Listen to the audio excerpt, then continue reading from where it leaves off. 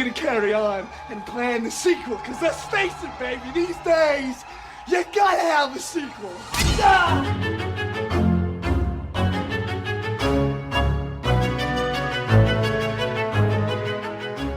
And welcome back to Micro Queers. It's your bi-weekly queer horror short roundup, and I'm Joe. And I'm Trace, and we're discussing some cocaine-fueled editing, and we got a monkey's paw. Oh my goodness.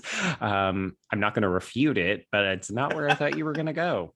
It started, and I was like, okay, cool, this is what we're doing. We're doing this really smart rapid-fire editing, but it lasts for 8 minutes, and I was like, ooh, like it's exhausting. I enjoyed this short, but I remember at some point I checked the time on. I checked the time on an 8-minute short, and it was 3 minutes in, and I was like, oh, here we go.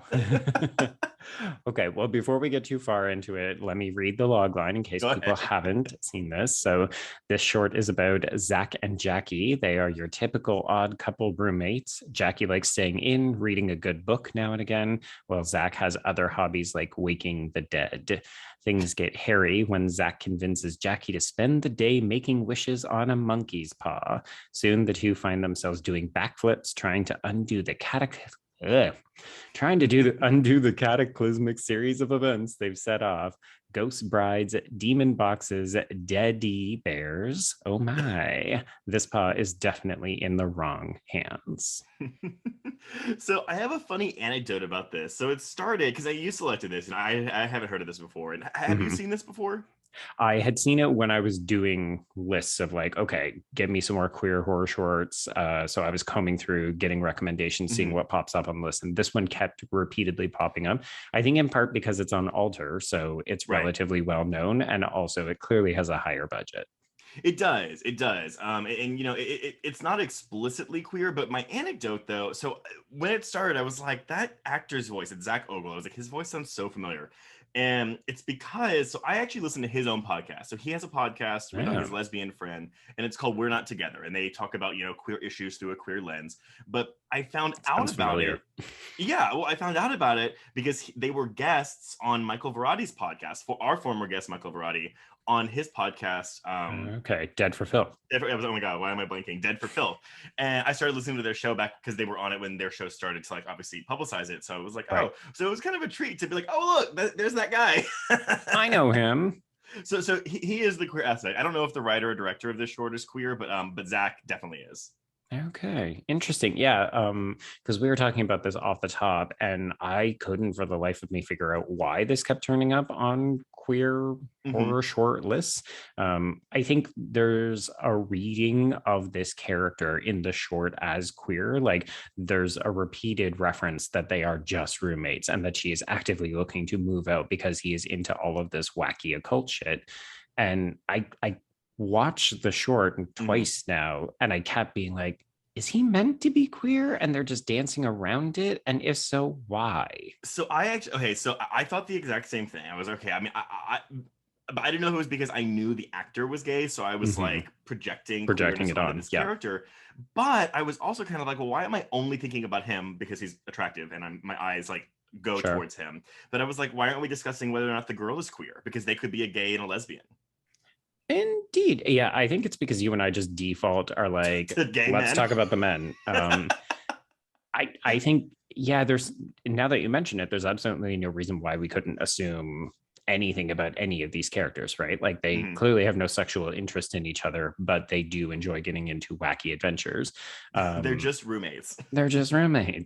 Yeah. Oh, this sounds terrible, but I was like, oh, well, I just default assumed that she was straight because she is like traditionally femme and doesn't seem to care about other things. So, but doesn't that speak to us though, right? Because we're going into him. Because I mean, whether it's Zach or this character, it's I'm gonna say straight passing gay character. Again, if I'm assuming he's gay, because he's not your stereotypically effeminate gay man that Hollywood loves to portray, right? Unless we're talking like what Adam Pally on Happy Endings, where he's the slob. Yeah, which I mean, let's not forget that that show got a bunch of kudos for saying, "Oh, you're breaking out of the traditional depiction of gay men." It's like, why? Because he's a little bit bigger and he's messy. Like Yeah, we have issues with how gay men are represented if that's the case. representation matters, everybody. Broad All types of representation. representation. Yeah. Yeah. But I mean, yeah, I mean, but again, that's just our reading that we're putting on. I'm sure someone could watch this and say, "Oh, they're straight," which I don't know if I like that or not. Because, but I don't know. I mean, it's an 8-minute short. You know, how much time do you have to be like, let's establish these people as queer? Unless I don't know what he's like on Grinder or something. Yeah. Why is he so obsessed with the occult? Shouldn't he be into astrology if he was a proper queer? Yeah. But I mean, okay, so queerness aside, what did Right. you think of this short? So I think I like this a little bit more than Mhm. you. I don't mind the editing, if only because I think it does give it a sense of like speediness, right? Like part of this is that they're meant to be overwhelmed because they keep making these terrible decisions. And I think the editing is the propulsive engine of the short. With that said, I'm also glad that it's only 8 minutes because I think more than that would have been very exhausting. Yeah, I mean, no, you had mentioned again before we started recording, you were like, "Oh, I don't know if Tracy's gonna like hate, like, think it's too, like, it's trying to be too clever or Yeah. whatever." I'm kind of a mix on it. Like, there were like sometimes, like, there are little homages. What I'm assuming are homages. Oh, I Like, think I do so. think the end bit with all the laughing is very reminiscent of Evil Dead 2. Yes. There's a part where you know, he jumps in the girl's arms, and it's very Scooby Very Doo, Scooby like Doo. Yeah. very much so. And I was like, "Oh, that's fun," because again, it's not like if you know what it's referencing, it's clever, but it's not being like, look, we're doing Scooby Doo. Mhm. But then there were a couple of things where I was like, oh, like I think that was meant to be funny, but I didn't particularly find it funny. So Yeah, you can almost see the flop sweat as it's trying really hard to crack a bunch of jokes and like mhm. get between the different set pieces and hit the different marks. And it, to a certain regard, I want to commend it for Yeah, being like for going there, right? yeah, Because I do think that they're trying to pack a lot into a short amount of time. With that said, yeah, I feel like you can see the effort. Like this isn't, yeah. it's very, and maybe it's the polish. Maybe the polish is what's working against it in that regard. There isn't that kind of do it yourself independent spirit where I'm like, oh, okay, you're really going for it and you're trying and you're like making things work with what you maybe don't have. Whereas this, I'm like, oh, is this like did you make the short so that you could sell it to turn it into a feature because it's got all of the auspices of like just the big budget and the kind of yeah we can make all of this happen and it looks great kind of Yeah, I I don't mean, know, maybe I'm being ungenerous. no, I mean, I think it's very well produced. Like for me, this is Mhm. a more interesting experiment in filmmaking and editing and production than it was in like story, narrative, and screenwriting and characters for me. Okay. I think if I have an issue, I mean, again, I do the editing is like cocaine fueled. It's like rapid, rapid, rapid, rapid. And that's not a problem for me. The problem Okay. for me is though that it starts there. It is in Oh, in there's sync. nowhere to go, it's There's just nowhere to go. So it's a flat like pace, which again, it is rapid. Like you're never bored watching it. Like there's always something happening. And if you find something that's not funny, it's okay because we're quickly moving to the next right. thing, Yeah. which is fine. It's just, yeah, there was no narrative momentum because it was just the same pace constantly. So it'll work for you or it won't. I was just a mixed bag on it. Yeah, I think that's fair. This is definitely one of those ones that I would love to hear from listeners about Mhm. it because I do think that it could potentially be divisive, or it could be the case that we're We're trying to being find curmudgeons. holes in it. Yeah, and people might just be like, "What are you talking about? This is a lot of fun. This is Yeah. clever. This is witty. It's well done." Well, Like, I will commit it though because again, like when I say it's an experiment in production, the attention to detail is very solid. I mean, every mhm, little sound effect, you know, yeah, it's fun to look at. It's visually interesting. It's orally interesting. Um, but yeah, it's just it's very in your face. yeah, it's a lot. It's even a little bit extra, if you wanted to say that.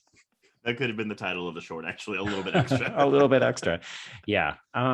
Okay. So would you consider watching some kind of longer version or a feature of this? Yeah, I mean, well, you'd have to change the editing style. You would 100% have to like again have like a build instead Mhm. of like let's just start here. But you know, it kind of reminded me in that way of. I mean, this is gonna sound funny because I love the movie, but very much like Detention-y, Mm. like that Joseph Kahn style music video editing. Which, if you've never seen Detention, you that this don't take music video editing as like the thing here, but like Detention is a very kinetic film, and I felt Yes. that in this short. Yeah. Um, I would watch a feature length version of this. I whether it is straight two straight roommates, gay best friend with a straight girl, or gay guy and a lesbian roommates, like do whatever you want with it. I mean, of course, I would prefer it to be as queer as possible, but Mhm. I yeah, I think there's a lot to do here. I'm just trying to think of how you would stretch this to like 80 minutes, let's say. Yeah, I'm almost thinking of the Cohesion version of this. So Cohesion is a time travel. Coherence. Sorry, coherence. Oh my God, Mhm. cohesion. What the fuck am I thinking? It's all sticking together. No, Yeah. yes. So coherence kind of version. There's a couple of other versions of Yeah. sci-fi stories that have told this kind of story, right? And one of the things that you like about this is that the monkey's paw introduces horrific elements Mhm. into it. But I think having a few more people, like if you introduce this as a bit of a party favor, like we're hosting a party, out comes the monkey's paw, we've got 6 people to play with, and then you could stretch out some of those encounters and the wishes. Well, and also because the male characters, I'm sorry, I should probably even just like say what his name is. Zach. Oh, his name is Zach. Actually, it's Zach and Jackie, Yeah. which would make sense. It's very reminiscent of the Cabin in the Woods' basement of Right. objects, right? Like he has all this stuff that's like, oh, let's do this. No, this is gonna happen. Let's do this. No, this is gonna happen. So I love that concept for it, and I actually do think the party favor that would be kind of fun, right? Like making this Mhm. kind of horror comedy thing where it's not maybe just the two of them. We have all these guests to play with, but I do agree with your coherence tale, coherence comparison. Like I actually the most enjoyable part I found was when they ran into their past selves. Yeah. Obviously, I realize it's kind of hard to shoot because you're doing a lot of shot reverse shots where it's like because you can't have like I'm sure the budget here wasn't enough to have two of them in the same frame. Right. But I think that could be really fun when played not for something as maybe depressing as coherence is. Right. Yeah. Something a little bit more uplifting and fun, which I think is in the vein of this short. Yeah. Either that or yes, I would have one of the party people be the Warrens, since this is clearly also very similar to their like little game room where they've got all the cursed objects. Yeah. No, that's actually a really good comparison too. I mean, this short was clearly made by people who are familiar with the horror genre, and so Yeah. again, that's always fun to watch. Yes, absolutely. Okay. Well, yeah. Well, I mean, listeners, let us know what you thought of We Got a Monkey's Paw. I mean, again, like I'm curious to hear this, and let us know what you would make because we offered one way we would stretch this to feature length, but let us know Mhm. how you would stretch this to feature length. Yes, if you had 5 wishes, how would you stretch this to feature length? Exactly. So yeah, let us know, and until our next micro queers, we can cross out We Got a Monkey's Paw.